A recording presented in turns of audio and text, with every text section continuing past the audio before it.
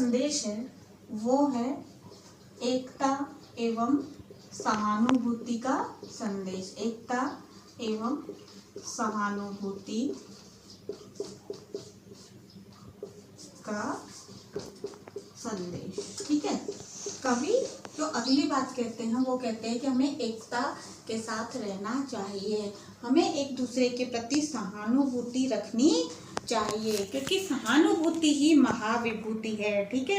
इन्होंने लिखा ना, आहा वही उदार है परोपकार जो करे, वही मनुष्य है जो मनुष्य के लिए मरे। तो यहाँ पर इन्होंने कहा है कि हमें आपसी मतभेद को दूर करना चाहिए, हमें एक दूसरे के साथ सहानुभूति से जीवन जीना चाहिए, परोपकार और सद्भाव का आचरण करना चाहिए। और कहा है कि सहानुभूति चाहिए महाविभूति है यही, यानी सबसे बड़ी विभूति, सबसे बड़ा धन क्या है? हमें एक दूसरे के प्रति सहानुभूति का आचरण रखना चाहिए, हमें एक दूसरे का सहयोग का आचरण रखना चाहिए।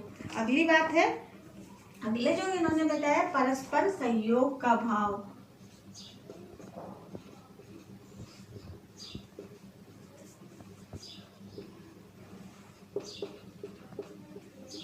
ठीक है। तो यहाँ पर कवि ने कहा है कि हमें परस्पर सहयोग करना चाहिए, एक दूसरे के सहयोग से ही पूरी सृष्टि का संचालन होता है। देवताओं ने भी सृष्टि का जो संचालन कर रखा है वो सब एक दूसरे का सहयोग करते हुए कर रखा है। तो हमें प्राणियों को भी इस जो संसार में आए हैं, संसार के कार्य उनको मिलजुल कर करना चाहिए, तभी हम आगे बढ़ पाएंगे। ऐसे देखा ना कि जल के देवता अलग होते, वायु के देवता अलग होते, अग्नि के देवता अलग होते, ये सब कहते हैं ना पंचमहाभूत से पृथ्वी का निर्माण होता है, पृथ्वी के कार्यों का संचालन होता है। तो हमें मनुष्यों को भी इसी तरह परस्पर सहयोग करते हुए कार्य करना चाहिए, तभी हम मनुष्य कहलाएंगे। ठीक है। अगला है कि भ्रातृत्व भाव का प्रसार।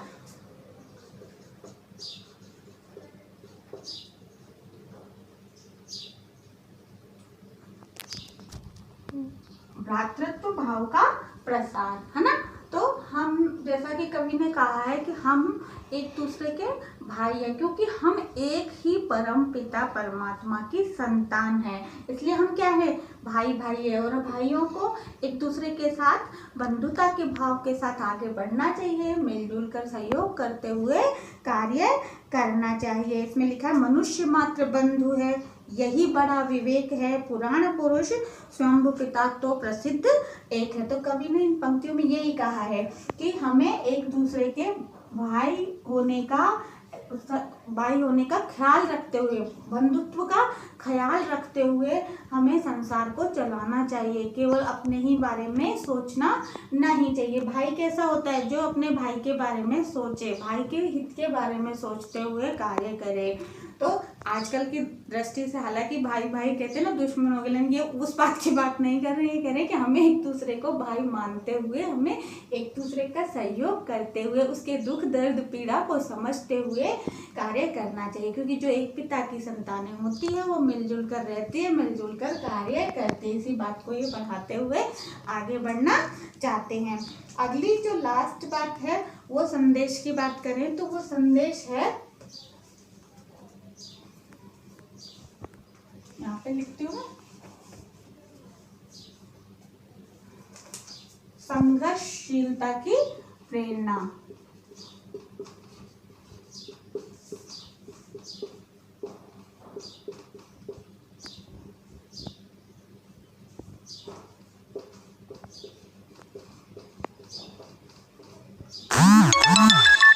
जीवन में कितने ही संघर्ष आए, हमें उन संघर्षों का सब मिलकर सामना करना चाहिए और सब मिलकर साथ चलते रहना चाहिए।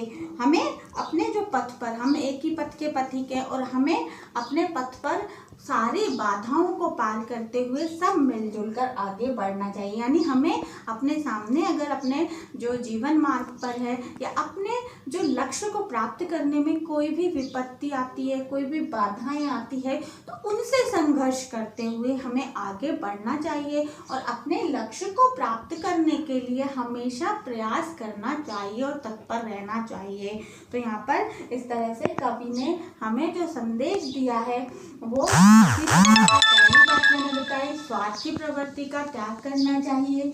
दूसरी बात, उदारता और आत्मभाव के साथ जीवन जीना चाहिए। तीसरी बात, एकता और सहानुभूति का इन्होंने संदेश दिया है कि हमें सब मिलकर एकता के साथ और एक दूसरे के प्रति सहानुभूति रखते हुए कार्य करना चाहिए। मनुष्य कहलाने के लिए हमें ये सब गुण जरूरी है। परस्पर सहयोग करना चाहिए, हमें भ्रातृत्व भाव का प्रसार करना चाहिए, यानी एक दूसरे को भाई समझते हुए कार्य करना चाहिए, एक दूसरे के दुख दर्द समझने चाहिए और हमें संसार में आगे बढ़ने के लिए विपत्तियों से संघर्ष करना चाहिए। व्यक्तियों से नहीं, मनुष्यों से नहीं, किससे?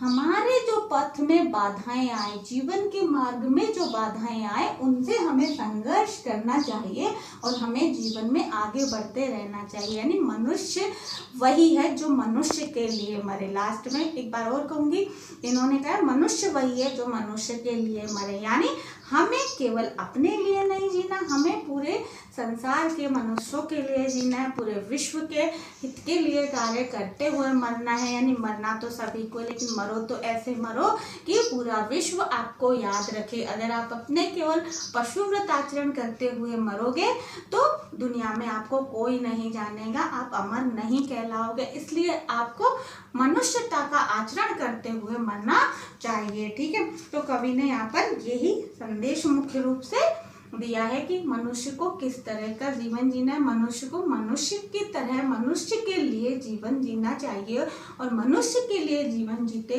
हुए ही मृत्यु को प्राप्त करना चाहिए। धन्यवाद।